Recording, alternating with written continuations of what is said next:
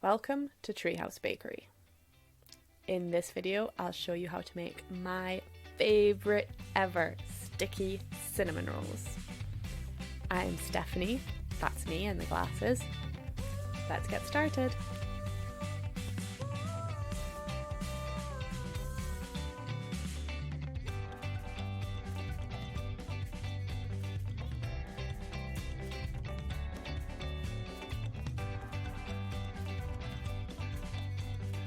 Bowl of a stand mixer, combine 500 grams bread flour, 100 grams of rye flour, I pre-mixed these, 3 teaspoons of instant yeast, 3 tablespoons of caster sugar, 1 tablespoon of baking powder, 100 grams of a hard block margarine cut into cubes, this should be cold out of the fridge, and finally 1 teaspoon of salt.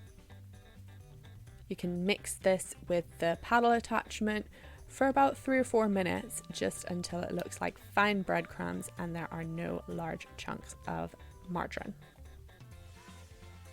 Once that's ready, you can add 300 ml of oat milk at room temperature, or you could use any plant milk of your choice. Now I'm going to start mixing this on a low speed with the paddle attachment just until it comes together in a shaggy dough. Because I find that if you put in the dough hook too soon, a lot of the flour just kind of gets left on the side and you end up with too wet a dough and the flour is not incorporated. Then I can scrape that off and put the dough hook in and let it go on a low speed for 10 minutes. I tend to get really impatient with this, so I just set a timer and walk away. Lots of recipes at this stage will tell you to put the dough in a greased bowl and cover it with cling film.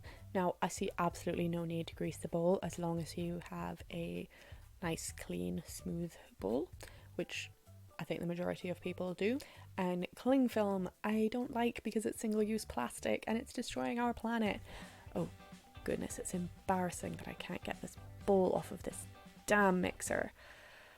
Ugh, there we go.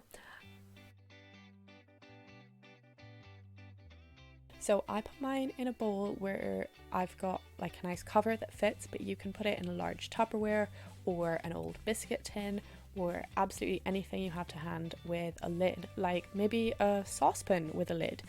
Any of those is fine, just please don't use cling film. You want to set this dough somewhere warm to rise for an hour to an hour and a half. While that's rising, we can make the sticky caramel. So I've got 55 grams of golden syrup in a small saucepan. I'm going to add 1 tablespoon of water and 120 grams of light brown sugar. I'm going to set this over a low heat and let it all melt. Now, any other recipe might explain to you the different stages of caramel and the various temperatures to which you're supposed to boil your sugar. I've just learned to do this by looking at it, smelling it, and feeling when is the right time to move on to the next step. You're going to get frothy bubbles first. Now this is what I'm going to call frothy bubbles. Eventually they'll move on to slower popping, more glassy bubbles. Can you see the difference here? These ones are glassy. And when you get the glassy bubbles, it's time to add 1 tablespoon of block margarine and 3 tablespoons of oat cream or any other double cream substitute.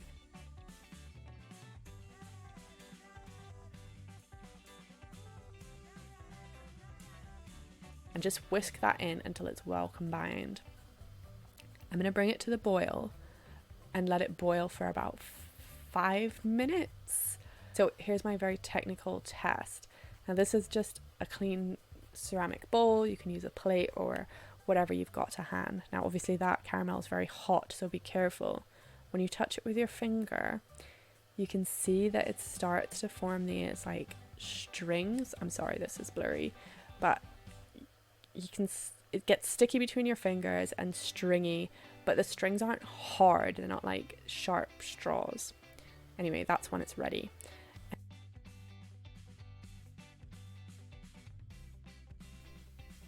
quickly pour this caramel into a stainless steel baking tin, or you can use Pyrex or ceramic if that's what you've got to hand.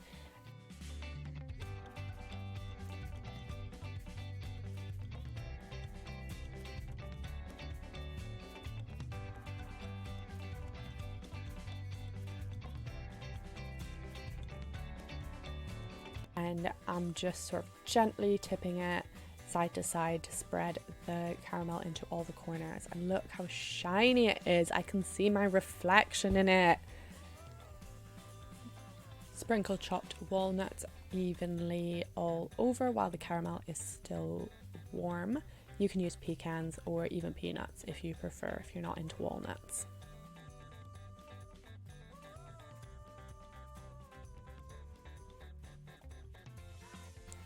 Next up, we're going to make the cinnamon filling.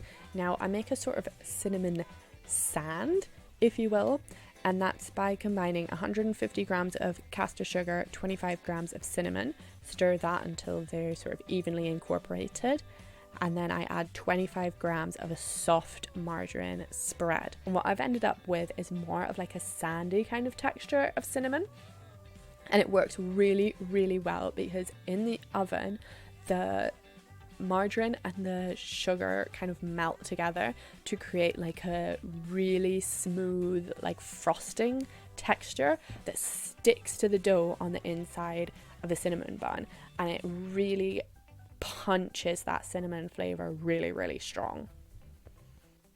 Okay, now that the dough has doubled in size, it's time to knock it back, which just means gently kneading it into a ball.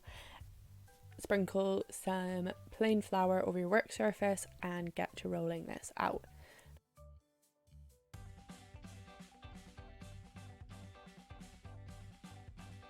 Now, I didn't let my dough rise quite enough, so you'll see as I roll it, it's really elastic and it's bouncing back. But just make sure that you leave it at least an hour, and probably closer to an hour and a half unless it's a really hot day. And people, I am a rustic home baker, so I didn't get a ruler out and I haven't measured the size of this rectangle. It's a big rectangle. I hope that's sufficient instruction for you. So once you've got your big rectangle, just dump all of your cinnamon filling over the top and use your fingers to spread it right to 3 of the 4 edges. The edge farthest away from you, you're going to want to leave about a centimeter gap so that we can sort of stick the roll together at the end. Now it's time to give our cinnamon roll its namesake roll, and we want to try and do as tightly as possible. So I always start nearest to me in like teeny tiny little folds, like think fairy fingers. Go as small as you can. And as you start moving along and that roll gets bigger, you can very gently pull the dough towards you just to tighten up as you roll away from you. Just keeping it as tight as possible, trying not to get any air pockets in there, and we just want a beautiful tight roll all the way around.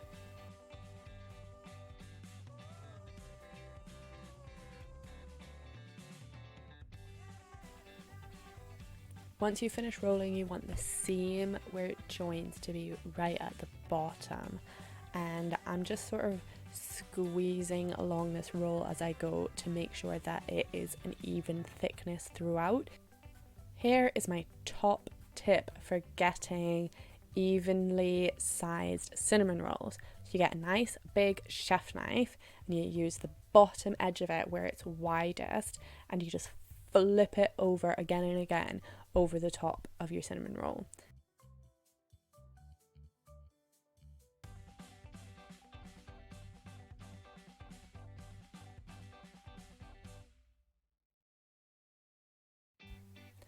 I've got 12 rolls here, just trimming teeny little bits off the end.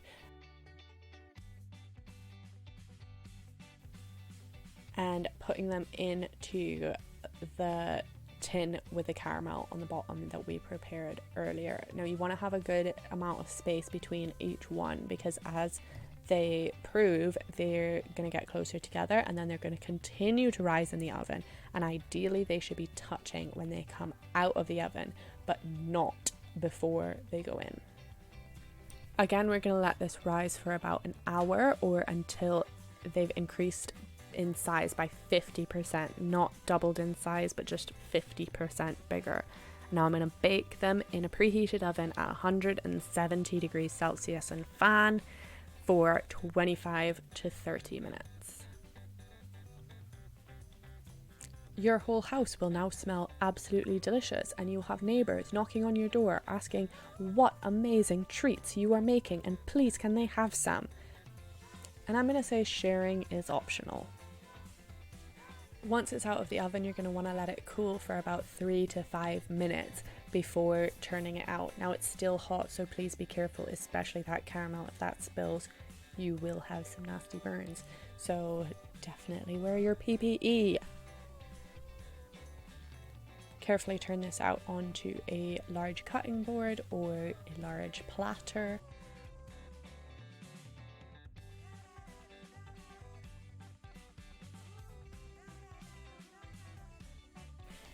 Give the bottom of the tin a couple of good whacks, and then lift it up to see the magic happen.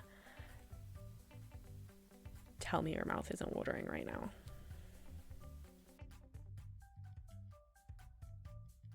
I'm going to scrape out any of like that yummy, sticky, nutty goodness that's left in the bottom of that tin as best as I can, because that's the good stuff.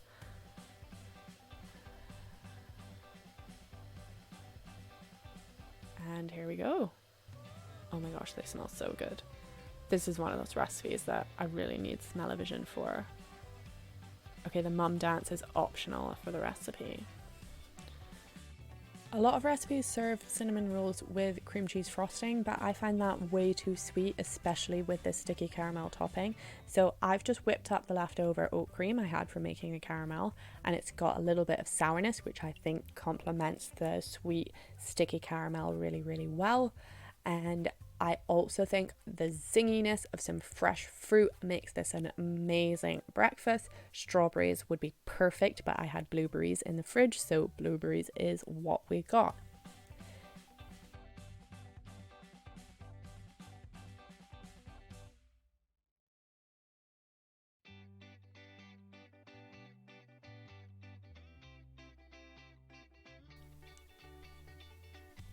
These are absolutely delicious. The rye flour adds a nutty flavor and a kind of almost crunchy texture, and that cinnamon sand in the middle is like frosting, and the flavor of cinnamon whacks you over the head. It is amazing.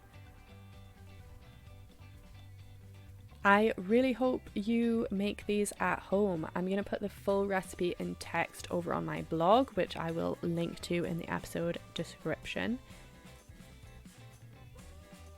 If you enjoyed this episode, please give it a thumbs up and subscribe to my channel. It's a brand new channel, and when you subscribe, it helps other people find me, and that makes me really happy.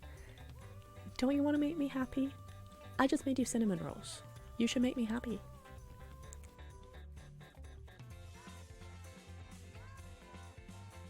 I'm just waving goodbye as I quietly make love to the rest of the cinnamon roll. If you do make these at home, please let me know in the comments how it went. Make sure you give this video a thumbs up, and this is a brand new channel, so subscribe. And share it with your friends, share it with your enemies, share it with your family, share it with your dog. But seriously, help others find this video. I'll be super grateful. See you next time. Happy baking.